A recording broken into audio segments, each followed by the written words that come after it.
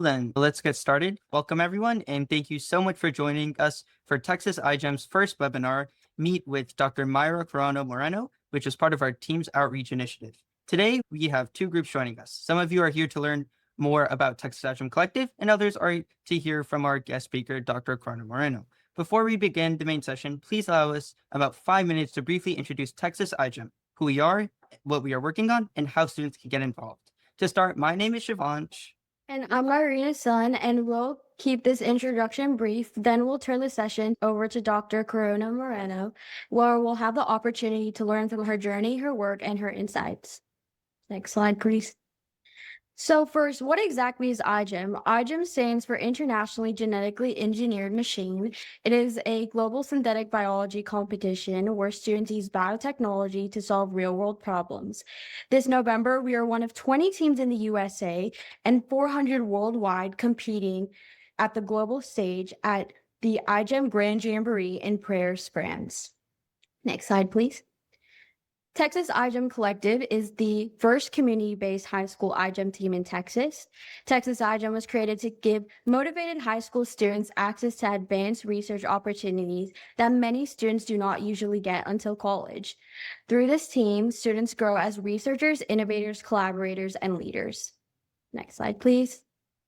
One of the most important parts of Texas iGEM is the mentorship behind the team. We are guided by scientists, researchers, and industry professionals from institutions including MD Anderson and the University of Houston. Next slide, please. To make this possible, Texas iGEM is organized into different tracks so students can contribute based off their strengths. We have wet lab, computational biology, outreach, fundraising, entrepreneurship, and AI ML tracks. Every track plays an important role in building the project and supporting the team's mission. As for the current problem that we are trying to address, there are many malnutrition children have low appetites for food, making them reject the nutrition they desperately need. As you can see on the diagram on your left, there are approximately 144 million children that are stunting and 47 million that are wasting, according to UNICEF. Next slide, please. Current solutions provide dietary food and provide tools for diagnosis of malnutrition and predictive tools for better agriculture. Nonprofits such as Action Against Hunger, the Hunger Project, and Convoy of Hope, they provide these current solutions. However, if you look at the children's molecular system, you can see on the diagram on the right, a lot of these molecular markers are very messed up. So what this leads to is they feel much less hungry, and they also get satiated much faster. Next slide, please. Our proposed solution that we're working on is we will try to increase the appetite in these malnutrition children via engineering a bacteria, E. coli, to express an enzyme derived from another bacteria, F. prausnitzii. Those who are here, if you are interested in learning more about us or joining our team, please scan the QR code. Thank you, Shivansh. And now the wait is over. We are honored to welcome our guest speaker, Dr. Mayra Corona-Moreno, founder and CEO of Beautiful Minds ABA. Dr. Mayra brings 19 years of experience along with medical training, behavioral science expertise, and a deep commitment to supporting neurodivergent children and their families. Please join me in warmly welcoming Dr. Mayra Corona-Moreno. Thank you so much. I'm going to share my screen. Welcome, everybody. It's really a pleasure to me every time that I have to provide any kind of talk or presentation. I'm very excited. To me, working with kids with autism is a passion. I am a former medical doctor. I was ER specialist. But I think the most important thing in my career, and I'm very proud of this, I'm a mother of a child with cerebral palsy and autism. This boy is right now 28 years old. It made me change my career from working in the ER room, deciding to working in the field of ABA and dedicate the rest of my child to children with autism.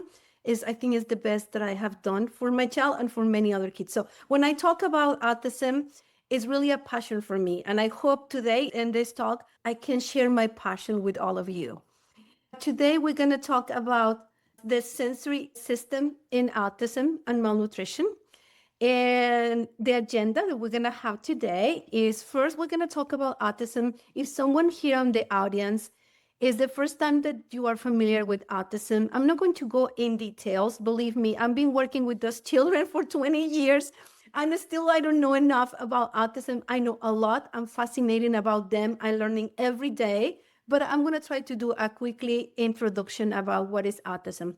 Then we're going to talk about the sensory system in autism, because to understand the problems in malnutrition in this specific population, it's really important that we understand their sensory system, which is very unique and different than typical people. Once we have understanding the sensory system in autism, we're going to go a little in depth about what is going on in malnutrition in autism. And then if there are parents here joining this talk, let's talk about what strategies or how can we manage and prevent malnutrition problems in autism. And let's see, okay, here you are. First, what is autism? I don't know if you are familiar with autism. If you ask me what is autism, I'm going to tell you that those are the most fascinating and amazing people in the world. They're very unique. And 1 in 31 children in the United States, they have autism. And autism is nothing that is not something that is a disease or anything. It is some signs, and then an autism is going through affect the persons through the entire life. We make a diagnosis of autism when the persons, they have 2 symptoms. The first one is challenge in social communication and interaction skills. And the second one is restricted and repetitive behavior. And this is from the DSM-5, the diagnosis tool to diagnose autism. Let's talk about what challenges are in the social communication and interaction skills. So when we can see social interactions, so some kids with autism, they have a difficulty starting or taking turns in conversations. Some of them, they say, oh, my child talks. Yes, he talks, but only when he wants to talk, only the topic that he wants to talk, and they don't interact in back and forth conversation. They have difficulty sharing interests or emotions or understanding what others are thinking or feeling. Communication, some of them, they have a difficulty making eye contact, understanding what other people's body language, gesture, or facial expressions, or regulating the tone of voice. For example, they speak too loud when they have to use a calm tone, or they speak too low when they are in the public, or they use a flat tone. So they don't have this fluctuation in the language that we usually do. They also might have difficulty in developing, maintaining, and understanding relationship. For example, expressing feelings and seeking emotions, comfort from others, making friends and play with peers, or understanding boundaries and personal space, and feeling overwhelmed in social situations. This is overall the challenge in the social skills. We also have challenge in restricted and repetitive behavior. And some examples that we have, and this is one of my favorite, because I think 80% of the kids with autism that I met, they line up toys, either by colors, by shapes, by categories, but they love to line up. And those are some of those pictures. And repeat words or phrases is something that we call in the field echolalia. For example, echolalia is something if I say, hi, Tony, and he will say, hi, Tony, how was your day? How was your day? It's an echoic. Place toys in the same way every time, very repetitive. They might line up over and over, or they might do one thing with the toy in the same repetitive way. Focusing on part of the objects. For example, some of them, they focus on the wheels instead of focusing in the whole car, or focusing on the specific part of the toy, like the light, or a specific opening the doors, close, and the doors are open and closed instead of playing with the whole house. Gets upset by minor changes. This is one of really common signs of autism. Has obsessive interests. For example, if they like dinosaurs, they are all about dinosaurs. For example, my son, he likes a lot the little figure, everything that is little. And if you go a candy with a little toy, and he collects everything that is little, they have to follow some routines. And flapping hand, rocking body, or spinning itself in circles is very common when we're talking about the restricted and repetitive behaviors. And this is some examples. when you can see a kid flapping hands or rocking in circles. This is not my child, but my baby, it was like him. He's 20 years old and he rocks a lot. And in my house, we have rocking chairs. This is the house of the rocking chairs. We have a rocking chair in his bedroom in the hallway upstairs. Basically, we have 7 rocking chairs around the house. And we try to make him feel comfortable because it's something that he enjoys to do it. Another thing is has usual reactions to the way the things sound, smell, taste, look, and feel. And this is where we're going to talk a little bit often, how this is going to impact the feeding and how this is gonna make some nutrition problems in kids. Also, we have to understand that kids with autism, they're very different from each other. We call it a spectrum. Autism is a spectrum, and every kid is different.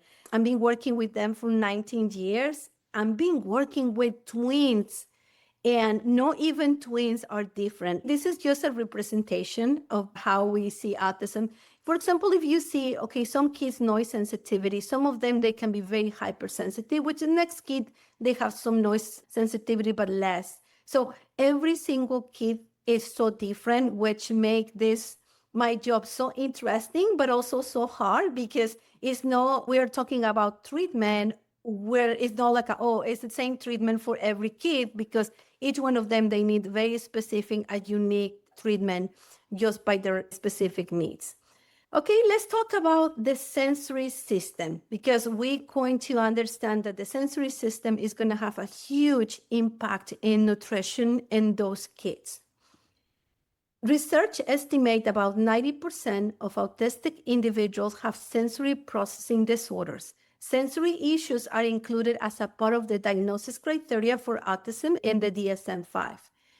And basically what it is, autistic people can be much more or less sensitive to sensory experience than non-autistic people. I'm going to give you an example. They might be hypersensitive to sounds, which in another side, other kids, they do not respond to sounds, right? They can be hypersensitive to touch and textures, which is going to be those kids probably not allowing other people to touch them, or if they're hypersensitive to textures and flavors, they might avoid eating because they have a hypersensitivity on the taste and the smell, which is the other side of the kids that they have sensitivity and they might do not register the smells of the flavors, and they're gonna eat everything. They put everything in their mouth, they swallow everything, and they just want to fill the stomach in. So we have this. So basically, the brain is going to be hyperreactive or hyporeactive. What do we have so far about the autistic brain from inside the brain? A lot of what we know about the brain of autistic is from outside the brain, basically the people who we work with them. We just observe behaviors. There is a very few research that has been done with inside the brain, because we cannot go inside the brain while they are alive. So this is one of some research that has done with post-mortem autistic people. We compare with all of this. So for the kids that are here, let me explain to you what is this picture that is around here. The brain connects or share information with something that we call synapses. We do have a lot of neurons in our brain, in the cortex of our brain. They communicate each other. The neuron is like this little cell with a lot of branches, and then the branches connect each other. And this is how they share information. And this is how, by sharing information, this is how we learn, this is how we move, this is how we smell. And basically everything that we do in our brain is thanks to this connection. This connection, this is the end of one neuron connecting to the other end of the neuron by exchanging some substance. And all of this is called the synapses.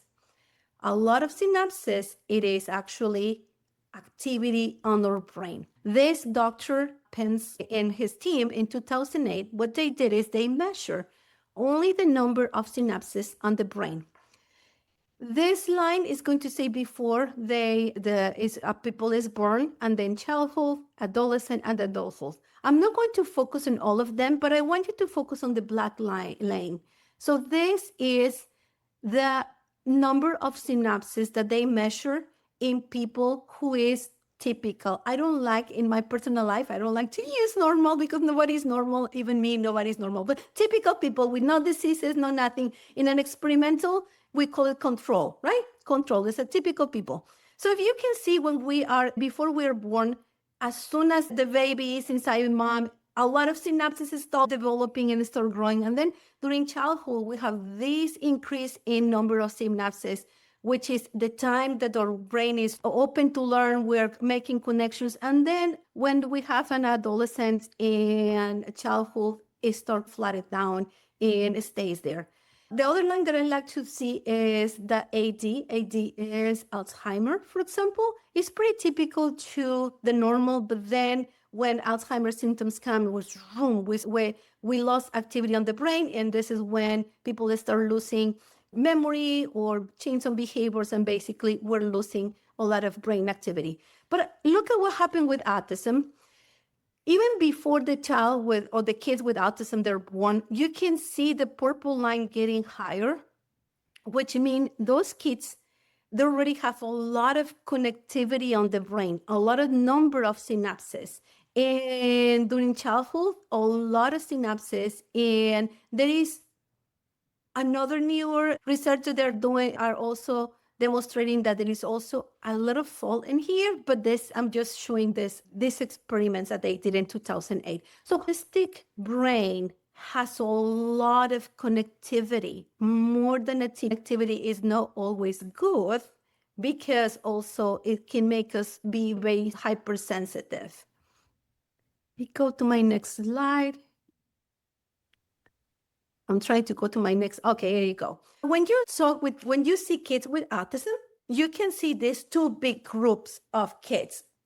There is a group of people with autism, they like to seek sensory stimulation. And most likely those are the kids that they have lower sensitivity, right? They like to touch objects. Very often they're touching everything or putting everything on the mouth, self-harming to feel something. And my son is one of them. He does not have any sensitivity to pain, to the touch, and he likes to bump his head with the intention to feel something. They like to move their bodies. They seek lights or spinning objects or eat that are not meant to be eaten. I had a client who has no sensitivity in their smells or taste and flavor. And if we put a strawberry in a napkin, both objects are soft, both objects can be chewed, and both objects can be swallowed. For them, they don't feel or smell or taste. How do they know that which one is edible and which one is not edible? I want you to understand a little bit the brain of an autistic person, because I bet it's very difficult to be in a body of an autistic person. And we do have also the other side of the kids, which they avoid sensory stimulation. Most likely they have hypersensitivity to sounds, to lights, to touch, to taste. And if we're talking about feeding problems, it's a big issue with kids with autism when they have this hypersensitivity, because they will not tolerate textures, smells, flavors, and they will avoid eating. There is something that very common in autism that we call sensory overload. And it's something that you can see in a child. I could say sometimes it's active, I can see with my child, he's sensory overload because he's going to start acting different, and then it's going to calm down, and then it's going to show sensory overload. Sensory overload or sensory overstimulation happens when there is more input coming from the sense that the brain can process. Sensory overload can be so distressing that it might lead to self-harming behaviors like head bangings, ear clapping, self-scratching, self-hitting. Some other signs of sensory overload are agitation and restlessness. Well, they are like a pacing back and forth, meltdowns, withdrawing or avoiding, or avoidance, aversion to textures or smells. When my son was little, he could stop eating for 48 hours. And can you imagine, as a mom, the stress that you feel when your baby refused to eat and refused to eat for 24 hours? Repetitive behaviors like steaming, such as hand flapping, rocking, repetitive words, phrases, pacing, or spinning, many times are the way for them to cope the sensory overload. I don't know if we have here in this call parents with kids with autism, and I like to share this slide because I want to say first, when they engage in this repetitive behaviors, we call it stimming. Stimming refers to repetitive body movements, noise on objects. While everyone stimms in some way different, we tapping a pen or we twist our hair. For a kid with autism, this helps a lot to regulate their sensory overwhelm, the sensory input. It really helps them to calm down. So some examples are fidgeting or pacing, rocking, spinning, and other repetitive behaviors. And I like to always share this one because working in the field of ABA, I have families who come with me and always tell me, could you please, Dr. Mayra, can we have a goal for my child? No flapping hands. Or I really would like him not to rock his body. And my first advice is, no, it's needed for them. I can have a goal of not flapping your hands while you're learning, or if it's interrupting, but it's something really needed in the sensory system for kids with autism. And now we're going to talk, but we're here. We're all here to talk about autism and malnutrition. And thank you for the kids of Texas iGEM for really opening this topic, which is so needed in the community. First, let's understand what is malnutrition.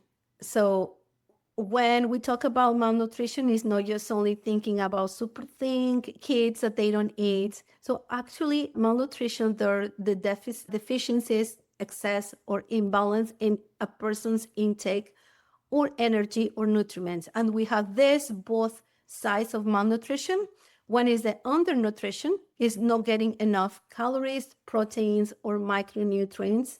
And we have the other side, which is overnutrition, which is consuming excess calories, leading to overweight or obesity. And now you have an idea, right? If we talk about the sensory system and we have this kind of kids that they're hypersensitive and they have these kids that are hyposensitive, now you're going to see how both problems are going to lead to the different sides of malnutrition in kids with autism. Malnutrition in autism. Individuals with autism are highly vulnerable to malnutrition and nutrients deficits, with up to 75% of them experience feeding difficulties. Working with them for 19 years, I have very difficult cases. I have a case where the child has over a year with no wanting to eat, and this child had a feed, like a G-tube. G-tube is a little tube in his stomach. So the family was feeding the little girl directly on the stomach while we were working on desensitizing her to eat something. But there are extremely cases of, they can be extremely cases. And children with autism are 5 times more likely to experience severe mealtime challenge. And for example, tantrums over specific foods, ritualistic eating than typical developing children's. Autistic children are far more likely to suffer from a specific vitamin and mineral storage. Common deficits include inadequate intake of vitamin D and vitamin A, and those I'm having there the percentage, vitamin B, calcium, and iron. And I'm in my original presentation has the links for all where I got the information. I'm going to share this with Sonia so she can share all the links with you guys. And severe thinnness or malnutrition impacts approximately 8 to 13% of autistic children, compared with 0 to 3.8% in neurotypical developing population.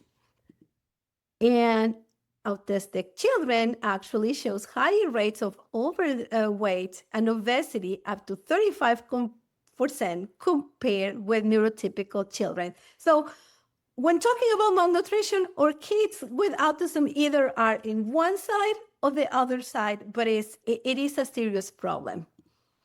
Autism itself does not directly reduce the life. Oh, I wanted to make, when I was trying to look the mortality in autism, and this information was really impacting for me. So autism itself does not directly reduce the lifespans. However, autistic individuals face a reduced life expectancy, average to 39 to 70 years, compared with 78 to 80 years from a non-autistic people. So they live less.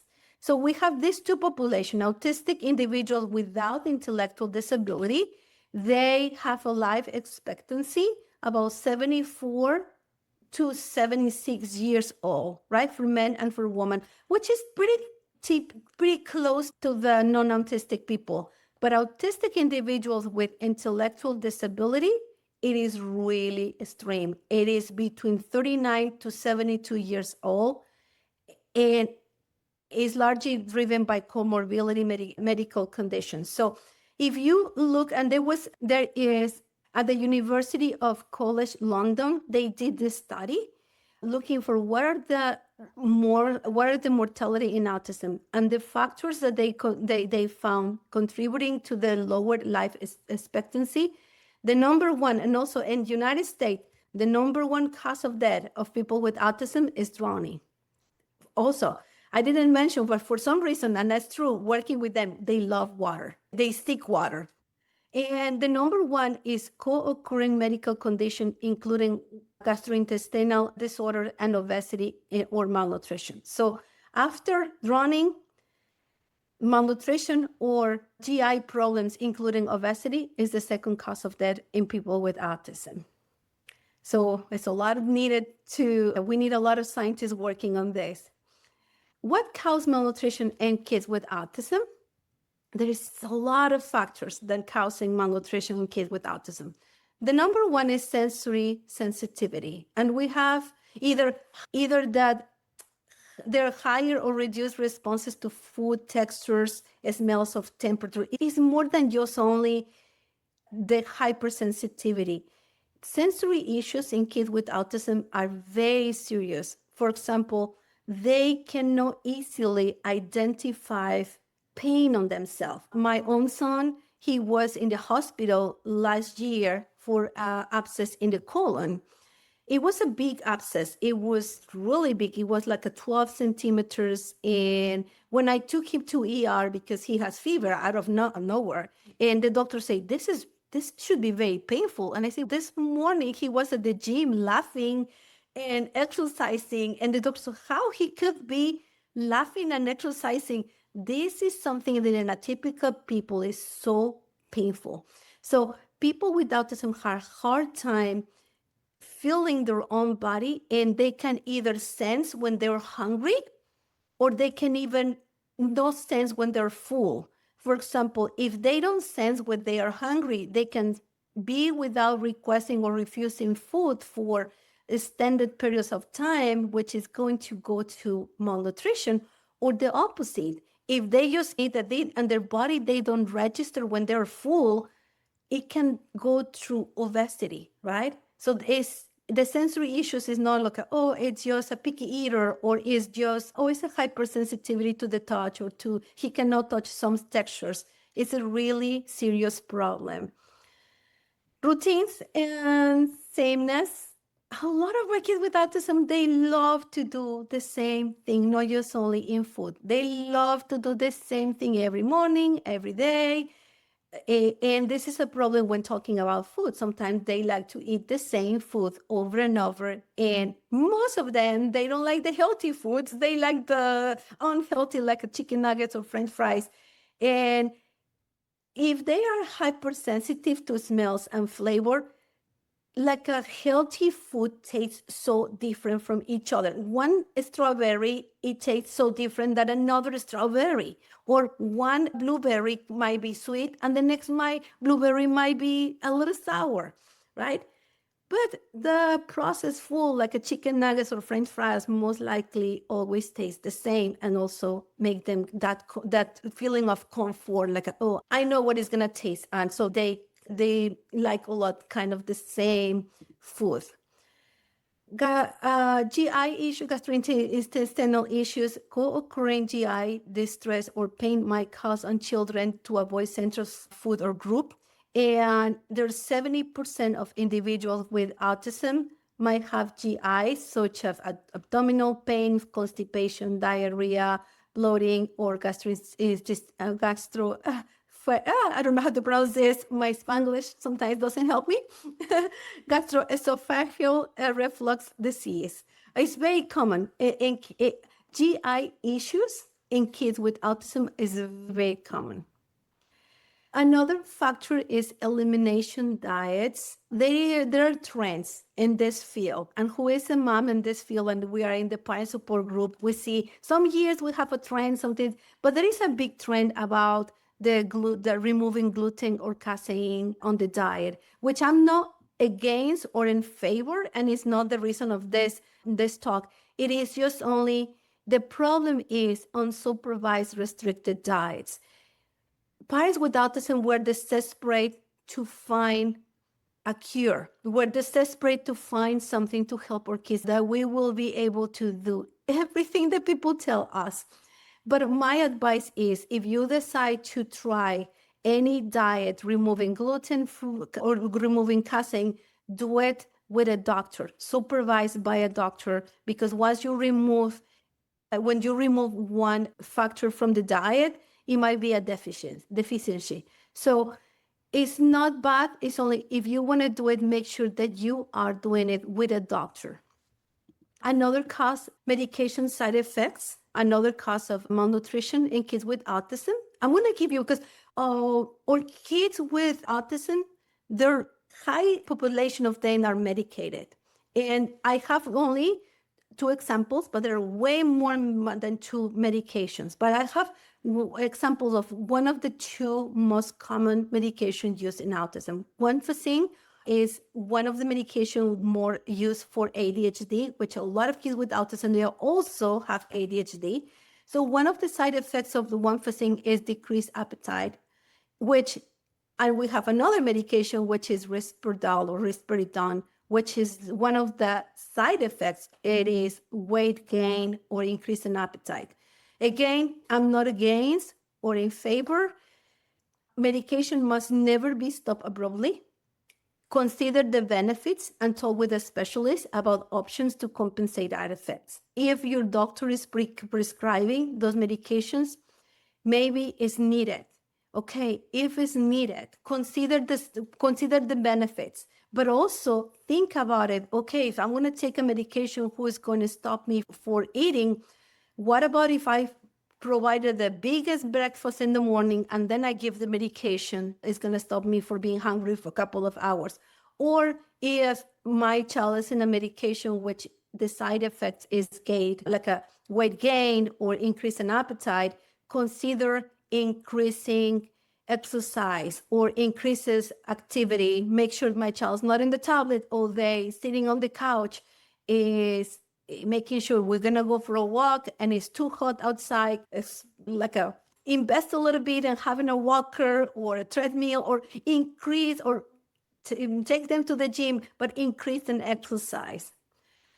Another reason for malnutrition in kids with autism is awareness. Many people with autism is not aware that some foods are healthier than others, or exercise is good for their body.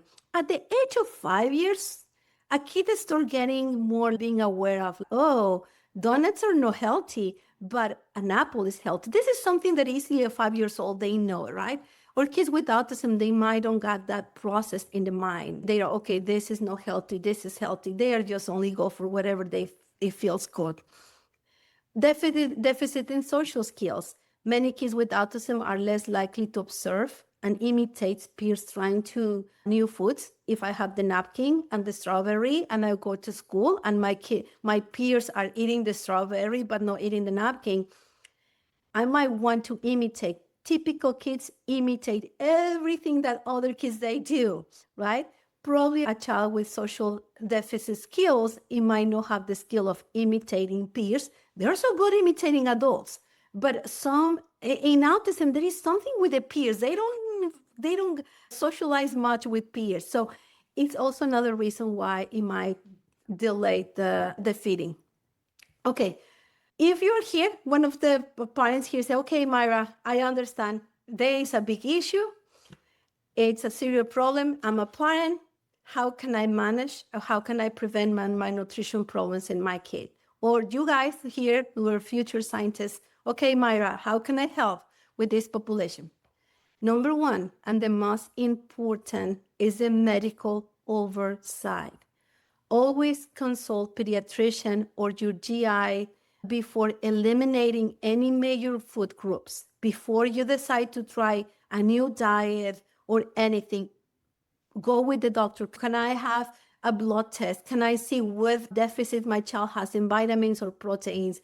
Before starting any new feeding therapy, ensure that the nutritional gaps are filled.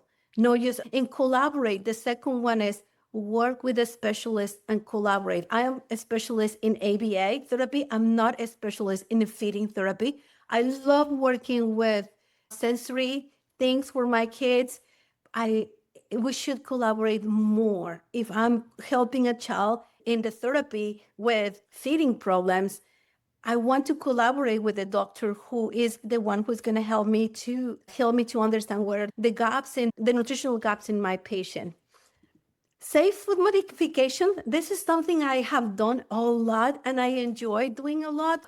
Start with what they like.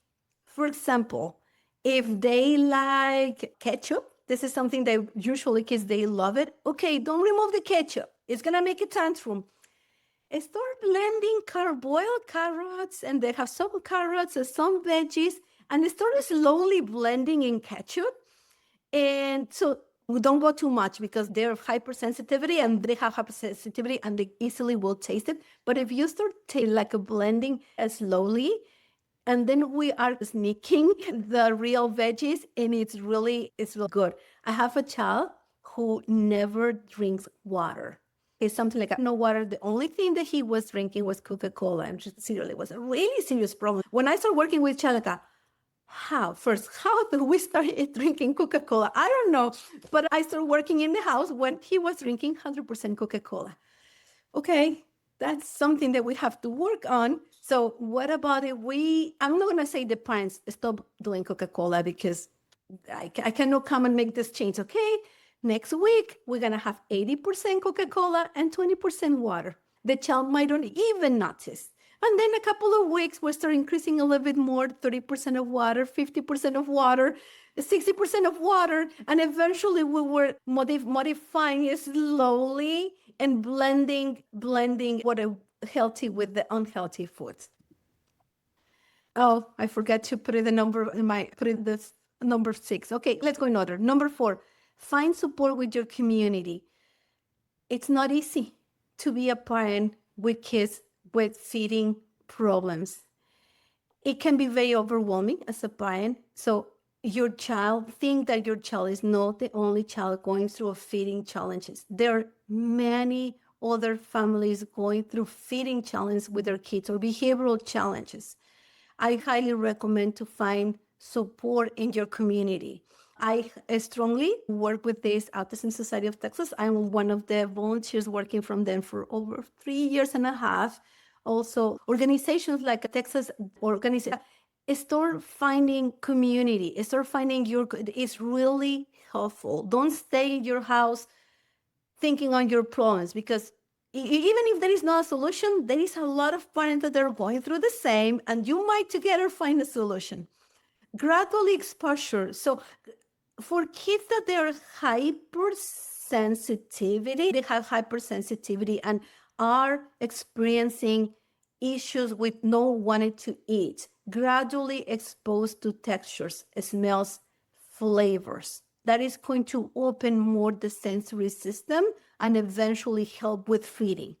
So if they don't want to touch the rice, if they don't want to touch the Play-Doh, if they're avoiding textures, really by exposing them to textures, smells, and flavors, it's not going to change only the tactile, it's eventually open the whole sensory system and being the child more willing to experiment with new textures, which is going to be, oh, now I can eat something different with new smells, and I'm going to allow new foods getting close to me, new flavors.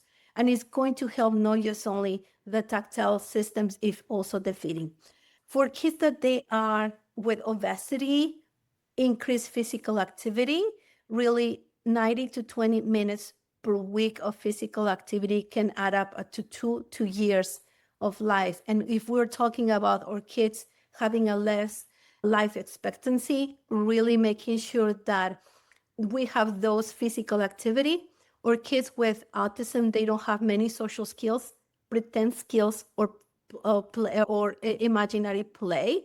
So they easily get hooked into an iPad or devices. And those are really bad because it really block even more this the social interaction, and is really not doing many physical activities. So when I work with my clients, a lot of read as much as possible, reduce iPad time, or TV is okay. TV, they have to walk in and stay in front of the TV, but the tablet, they take it with them everywhere.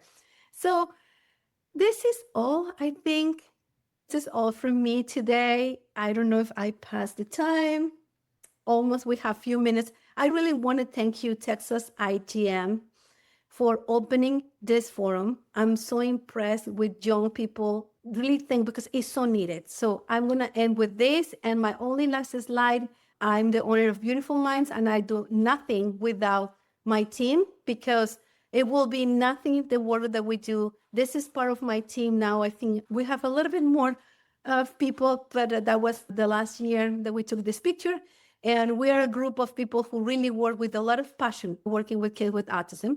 And I'm going to stop sharing my screen, and I open to questions for you. Thank you. Feel free to type any question. So we have a question from Katrina. She's asking if she had any suggestions for her son that has ARFID. Yes, I know what it is. We call it picky eater, right? It's very well known as a picky eater. That's the non-scientific word. It's really difficult to, picky eater is the kid that they have avoidance to eat. Again, it will be first, number one, I will be worried about the malnutrition. If your child has been avoiding food for extent, like I don't know how old is he, 5 years, and it's been a couple of years before that he's not getting all the nutrition, my first thing to do is go with the doctor to find the deficiencies. If he has any vitamin or protein deficiency, and how to compensate it. Because most parents, the first thing that we're looking is going for therapy. I'm going to find a therapy, feeding therapy, but feeding therapy is going to take months or years to get to the goal that you want. But if he has a deficiency in iron or vitamin D, or a deficiency in copper or anything, you don't want to wait months to put your child where he's supposed to be, where maybe it's super easy to take it as supplements. So my first advice to the parents is go to the doctor. Every kid who has any feeding problem, the number one is go to the doctor and find your deficiencies. Ask the doctor, can I have a blood test? Can I really have not just only the regular blood test, can I have blood test looking for the deficiencies in vitamins and proteins, and start bringing supplements while you're doing your therapy for increasing sensory and increase opening more. Did I answer your question, Katrina? You're muted, but I can see your head. We have another question from the chat from Maritza. She's asking for more advice on how to introduce new foods, as she has tried to introduce new foods like healthier nuggets, but then the child has stopped eating those nuggets and he stopped trusting something that used to be a safe food. Yes, I'm not a feeding specialist. But my first thing, there are feeding specialists. They are, even if you go to, and let me try to find because it is in Autism Speaks, they have a link, a specific link for resources for parents that they have feeding specialist. I could probably go to a feeding specialist, and the way how I do anything is exposure. Slowly exposure. Don't exposure the kid to textures, to flavor. Do not ever force a child. In my working with kids, because what I do is I go to the clients' homes, and I have been working in a clinic for a couple of years, but what I have done over the last 20 years or the last 19 years, it's working inside the clients' homes. I have seen a lot more, and this is just my own, and I might be wrong. I have seen more problems with kids that they are open to experience food in houses that they don't have many cooking or smells, right? And my house is one of them. I want my house to smell like flowers and clean it all day. No, that's wrong. Cook, chop onions and cook and make your house smell like in kids' houses that they're cooking all times. I see kids more willing to taste because they have been exposure. Now, a feeding specialist can help more than guide you with exactly the right process. But I'm gonna find the link, and while you're looking for the next question, I'm gonna find the link from Autism Speak about the feeding problems and the resources. Our next question is from Adrian Nawa. What disciplines do you work with?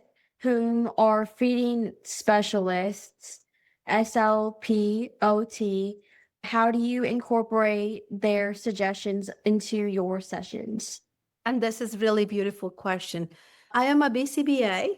BCBAs were not officially trained on feeding, which I believe speech and OT, they have more training in feeding than us. So what I have done with some of my clients, whenever possible, they do have any other therapy, I would like to overlap with them. What I suggest to the parents always is make your team to collaborate each other. I always asking, can I go to see your child to school? Because I want to see the child and collaborating with the school. I always tell the parents, you are the glue. You are the one with your child. And if you have here the doctor, here your BCBA, here your speech pathologist, here your OT, and each one's working separately, sometimes they're not gonna connect each other. You are the one in the middle, and you are the one like, hey, BCBA, can you come and overlap with my speech? She's doing a feeding protocol. And then, hey, speech, can you come with my OT? And make them collaborate each other. And as much as I can do this, because I do work in home, sometimes BCBAs that they work in a clinic, they have more restrictions. They are not allowed to go into the client's homes, but as much as possible, make them to collaborate, because that's very important. We have a follow-up question from Maritza. She said that she was told that she can't do that because of insurance. I know that's true. And I love those kind of questions. Sometimes when you work with insurance and we have to bill, and some codes that we bill with, we bill codes. So sometimes insurance does not allow you to bill at the same time when another person is billing. In my company, what I do a lot is, because also insurance is really interesting, because insurance doesn't allow you to pay you, but insurance is requesting you collaborating. And when you do your treatment plans, you can say, could you please explain how do you collaborate with other paraprofessionals?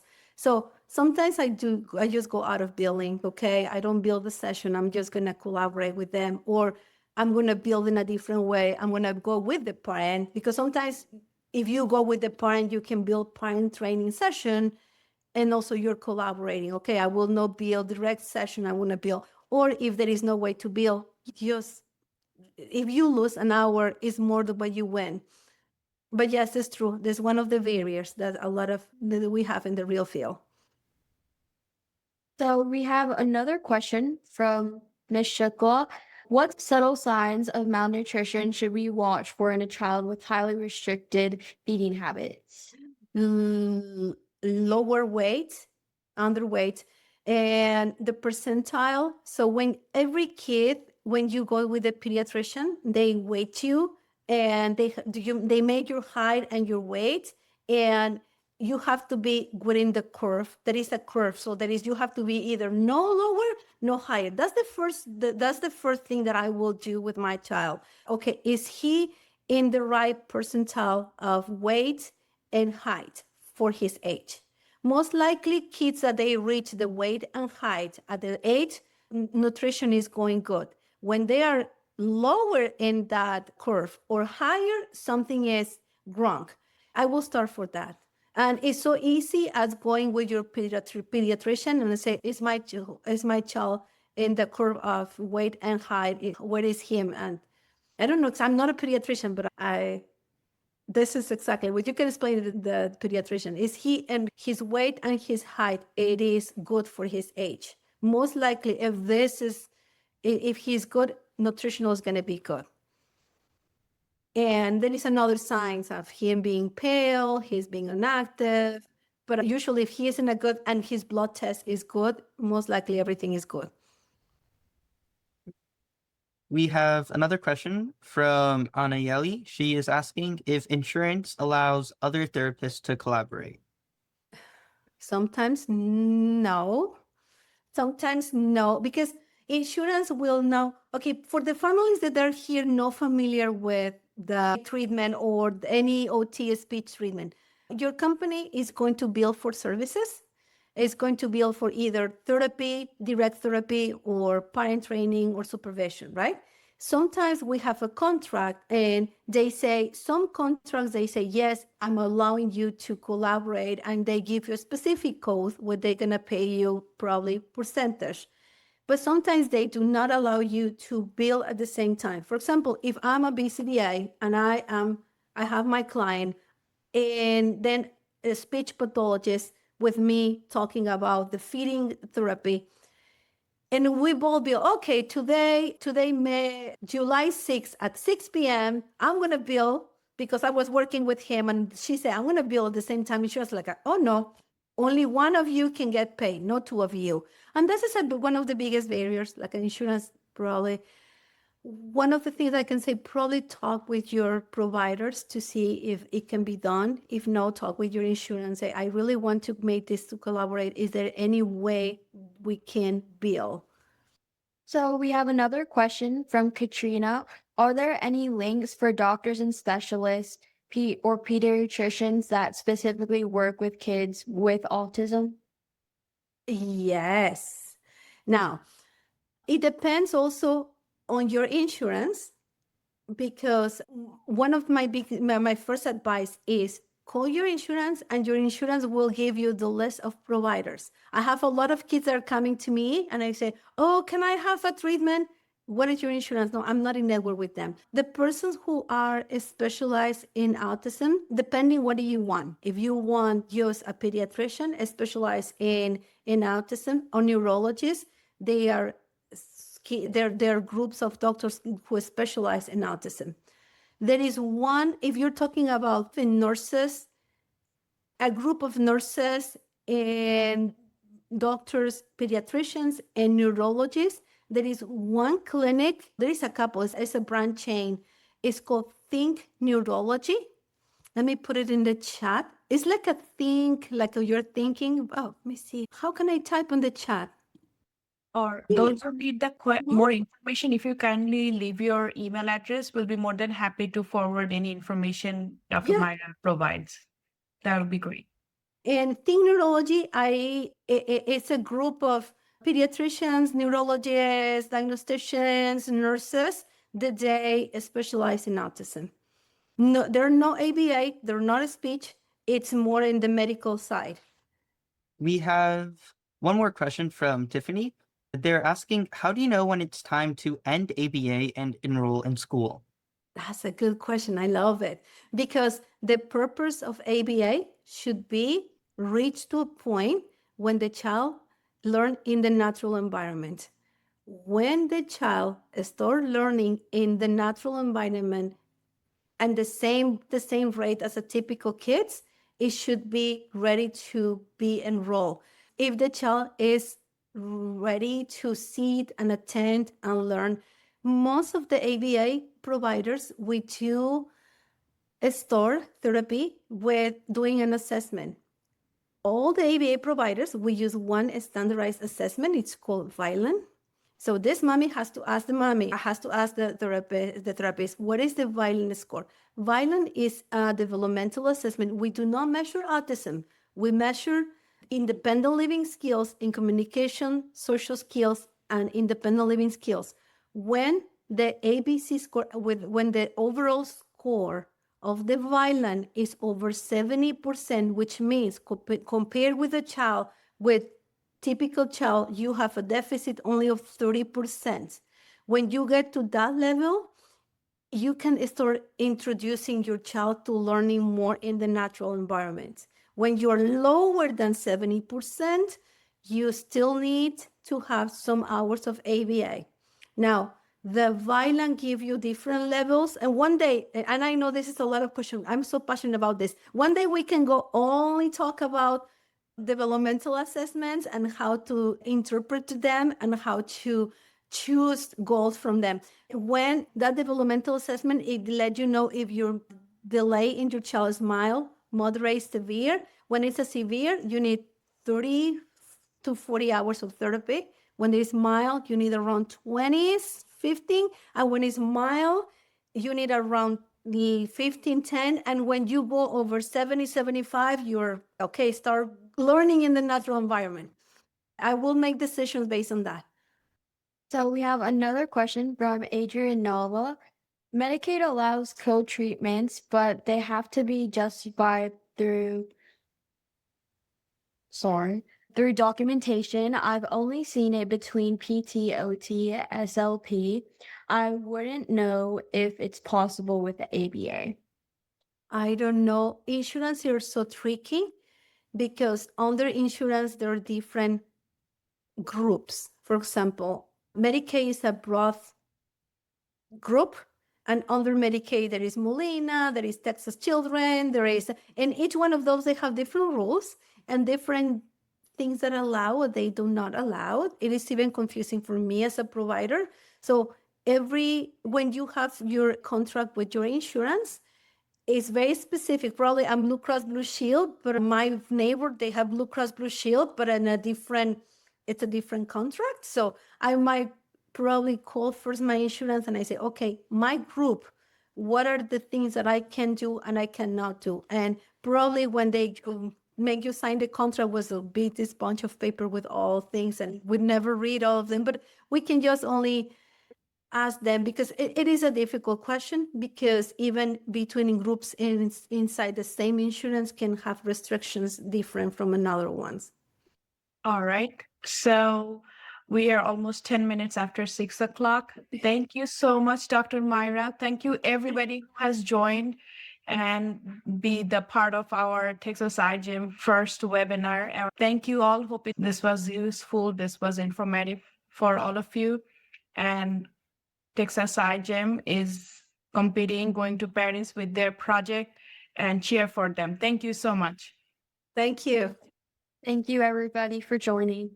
Thank you, everyone.